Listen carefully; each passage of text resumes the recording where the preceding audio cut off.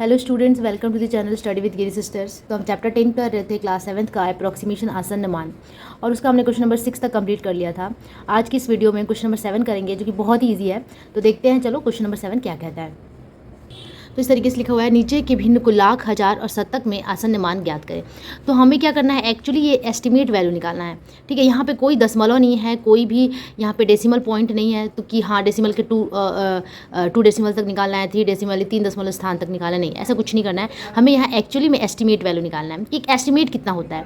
ठीक है, तो लाख में हम एस्टिमेट वैल्यू या आसन्न मान भी कह सकते हैं, अप्रोक्सीमेट वैल्यू भी कह सकते हैं। तो पहला वाला लाख में निकालना है, उसके बाद हज़ार में, उसके बाद शतक मतलब कि आई थिंक 100 में निकालना है। ठीक है, तो चलो इसे बनाते हैं। तो मैंने पहले क्वेश्चन लिख लिया। एक्चुअल नंबर ये दिया हुआ है, अप्रोक्सीमेट वैल्यू इन लाख निकालना है, फिर 1000, फिर अप टू 100, मतलब 1000 मतलब इस तरीके से 100 वाला भी निकालना है।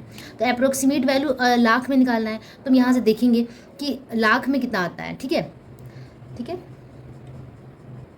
तो यहाँ पे पुट करके देखेंगे। यहाँ पे आ रहा है वंस, ठीक है, टेंस, 100, 1000, 10,000 TTH। ठीक है, यहाँ लाख आ रहा है। ठीक है, तो लाख आ रहा है, 10 लाख नहीं लेंगे, हमें सिर्फ लाख लेना है। तो लैक्स कितने पे आ रहा है, 6 पे आ रहा है। और 6 के बाद देखते हैं कि 6,78,000 हो रहा है। ठीक है, तो पहले तो हम एक क्या कहते हैं, कॉमा बैठाते हैं। हमेशा 100 के बाद कॉमा होता है, वंस टेंस 100 के बाद कॉमा होता है, फिर 1000 और 10,000 के बाद कॉमा होता है। ठीक है, तो हमारा ये मेन हमारा एक्चुअल नंबर क्या है, 6,78,945। इससे हमें इसका अप्रोक्सीमेट वैल्यू निकालना है इन लाख। ठीक है, तो ये हमारा एक्चुअल नंबर है, इसे हमें अप्रोक्सीमेट लिखना है। तो आप देख सकते हैं कि 6,78,000 है। 78,000 50,000 से तो ज़्यादा ही है ना। तो इसका मतलब जब भी 50 को क्रॉस करता है, हाफ को क्रॉस करता है, कोई भी लाख हो, करोड़ में हो, अगर वो हाफ अपनी वैल्यू को क्रॉस कर रहा है, तो उसके आगे वाले वैल्यू को हम लेंगे। तो 6 लाख की जगह पे हम लेंगे 7 लाख। तो आंसर क्या हो जाएगा, 7 लाख। और लाख में कितने जीरो होते हैं, 1 2 3 4 5। तो 1 2 3 4 5, तो आंसर हो गया कितना, 7 लाख। अब यही वैल्यू हमें निकालना है 1000 में। तो 1000 में क्या क्या आ रहा है, आप देख सकते हैं, 1 10 100 1000। 1000 में 8 आ रहा है ना, तो हमें 8,945 है।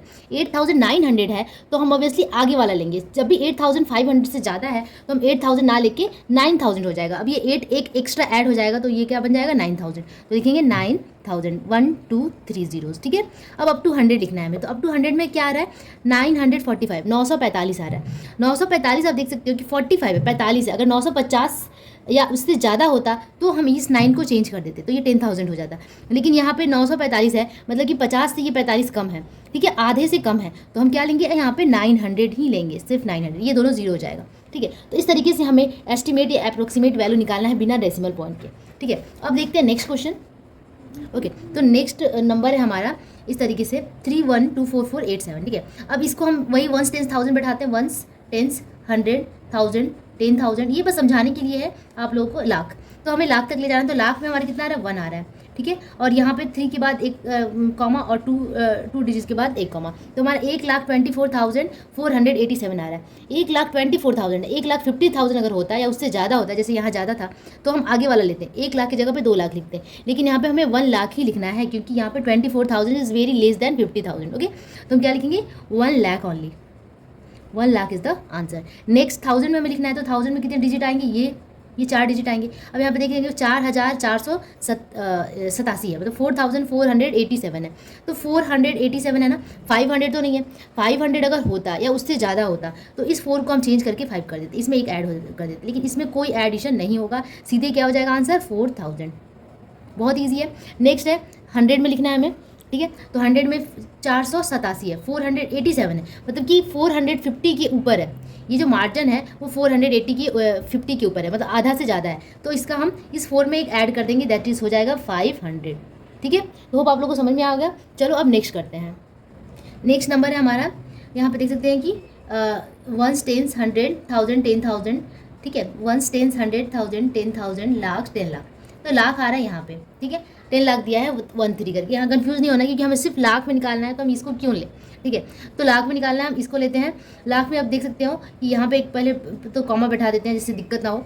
3,56,000 है, 3,56,000 मतलब 50 से ज़्यादा ही है। इसका मतलब इस 3 लाख को हम चेंज करके 4 लाख कर देंगे, इसमें एक ऐड कर देंगे, तो आंसर क्या हो जाएगा, 4 lakh. Our estimate value will be 4 lakh. Okay, in 1000। चलो 1000 में देखते हैं, तो 1000 में ये 4 डिजिट्स आएंगे, तो 6,928 है।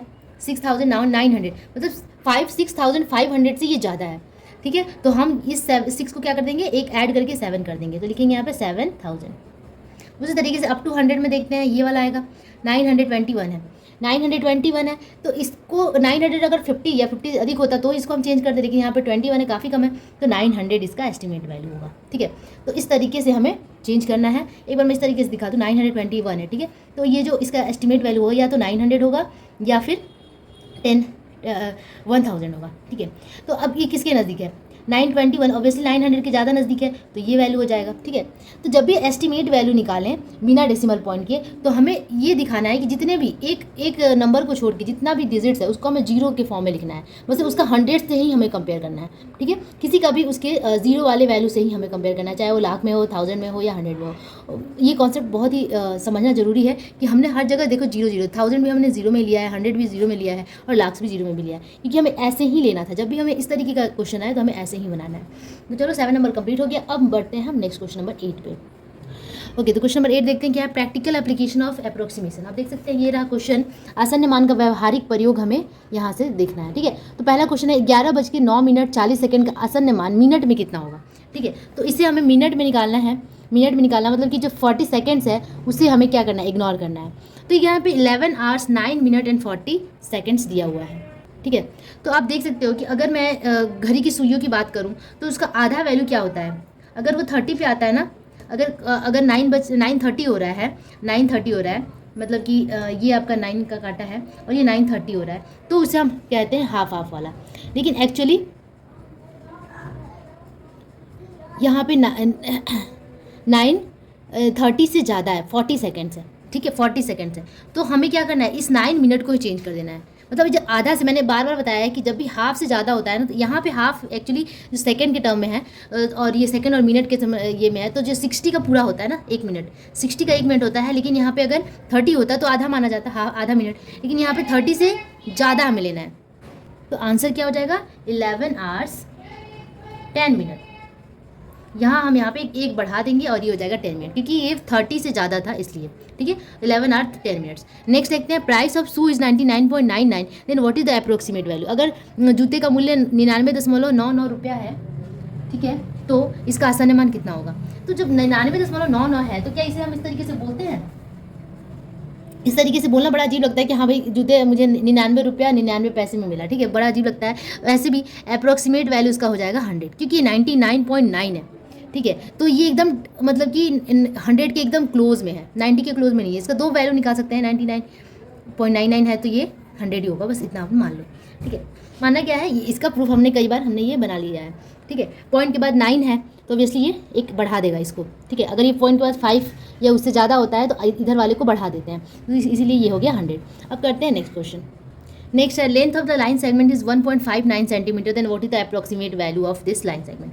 मतलब लंबाई एक दिया हुआ है, एक रेखाखंड की लंबाई 1.59 है, तो 59 है, इसका हमें क्या अप्रोक्सीमेट वैल्यू लिखना है। तो आप देख सकते हो कि हमें ये 59 का वैल्यू एक्चुअली में हमें इसका अप्रोक्सीमेट वैल्यू हम इसको 1.6 कह देंगे। क्यों, क्योंकि ये जो 9 है ये 5 से ज़्यादा है, तो इसमें एक ऐड हो जाएगा, तो इसका आंसर क्या हो जाएगा, आंसर हो जाएगा 1.6 सेंटीमीटर, ठीक है।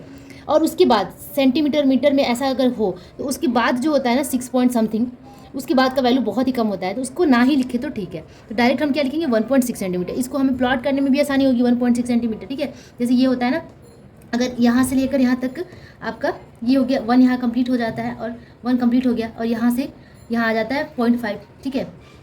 1 2 3 4 5 यहाँ आ जाता है, फिर 1 2 3 4 5 यहाँ 5 5 10 यहाँ होता है, तो ये 2 बन जाता है, ठीक है। तो 1.6 प्लॉट करना भी आसान होगा, 5 के जस्ट बगल में, तो यहाँ पे ये वाला पॉइंट हो जाएगा 1.6। तो इस तरीके से ये ज़्यादा ही आसान है। और वैसे भी इसका जो अप्रोक्सीमेट वैल्यू होगा इसमें एक ऐड हो जाएगा, मतलब जब भी ये 5 से ज़्यादा होता है तो ये एक बढ़ जाता है, तो ये हो जाएगा 1.6। तो अब करते हैं 4th नंबर। नेक्स्ट है 4th नंबर कि वेट ऑफ पोस्तो सीड। पोस्तो एकदम छोटे छोटे ग्रैनुअल्स की तरह होते हैं, बंगालीज और बंगाल के लोग अच्छी तरीके से जानते हैं, ठीक है। तो पॉपी सीड्स कहते हैं उसको इंग्लिश में, और हिंदी में उसको पोस्तो नहीं पोस्ता दाना कहा जाता है। उसका जो वैल्यू है, उसका वेट है 102 ग्राम है। तो जब 102 ग्राम का क्या वैल्यू, बहुत ही कम, 2 ग्राम का कोई वैल्यू ही नहीं है, तो एक्चुअली में उसका वैल्यू कितना है, उसका जो अप्रोक्सीमेट वैल्यू यहाँ निकालें तो हम उसका आंसर कहेंगे कितना, उसका आंसर कहेंगे 100 ग्राम का है, ठीक है, 100 ग्राम का, क्योंकि इस 2 ग्राम का कोई वैल्यू यहाँ पे नहीं है, नेग्लिजिबल है। तो ये 100 के आसपास है। अब इसको देख लो कि इसका अप्रोक्सीमेट वैल्यू 100 होगा या फिर 100 होगा या फिर 102 या उससे ज़्यादा, ये तो पॉसिबल ही नहीं है, तो 100 ही होगा, तो 100 ग्राम कहेंगे, ठीक है। तो ये डेली लाइफ में इस तरीके से हम इसके एप्लीकेशंस को यूज़ करते हैं। अगर हम कहीं मार्केट में जाते हैं, और मैंने पहले ही बताया कि अगर कोई भी सामान अगर हम जैसे यही था, जूता खरीदे 9.99, तो घर आके थोड़ी ना कहेंगे कि 9.99 का था, डायरेक्ट बोलेंगे कि 100 रुपीज़ का था, क्योंकि 1 पैसे का तो वैसे भी कोई वैल्यू नहीं है, 1 पैसा जैसे उसमें ऐड करेंगे वो 100 हो जाएगा, ठीक है। तो इस तरीके से हम डेली लाइफ में भी अप्रोक्सीमेट वैल्यू का बहुत ही ज़्यादा यूज़ करते हैं। यहाँ तो बहुत ही कम दिया हुआ है, हम हर जगह पे ही यूज़ करते हैं। एस्टिमेट वैल्यू लेकर चलते हैं, एक पक्का मान लेकर चलते हैं, ये नहीं कि हाँ सारे डेसिमल में, और इसके सारे वैल्यूज़ को, डेसिमल के बाद जितने भी पॉइंट्स होते हैं उसके नंबर्स को ऐड करने की कोई ज़रूरत नहीं होती है, उसका अप्रोक्सीमेट लेकर चलते हैं, तभी जाके कोई भी सोल्यूशन और ईजी होता है और कन्वीनियंट होता है, ठीक है। तो आप लोग को ये प्रैक्टिकल एप्लीकेशन भी समझ में आया होगा, और आज इसी के साथ हमारा आसन्न जो चैप्टर है अप्रोक्सीमेशन, ये ख़त्म होता है, ठीक है। इसके बाद जो भी आपकी रिक्वेस्ट होगी उसके अकॉर्डिंग हम चैप्टर स्टार्ट करेंगे, नहीं तो अगर नहीं भी होगी तो भी मुझे तो करना ही है। और अगर कुछ भी समझ में आ रहा है तो प्लीज़ चैनल को सब्सक्राइब कीजिए, लाइक कीजिए, लाइक नहीं करते हैं आप लोग, और ज़्यादा से ज़्यादा शेयर कीजिए। Okay, thank you so much, bye bye.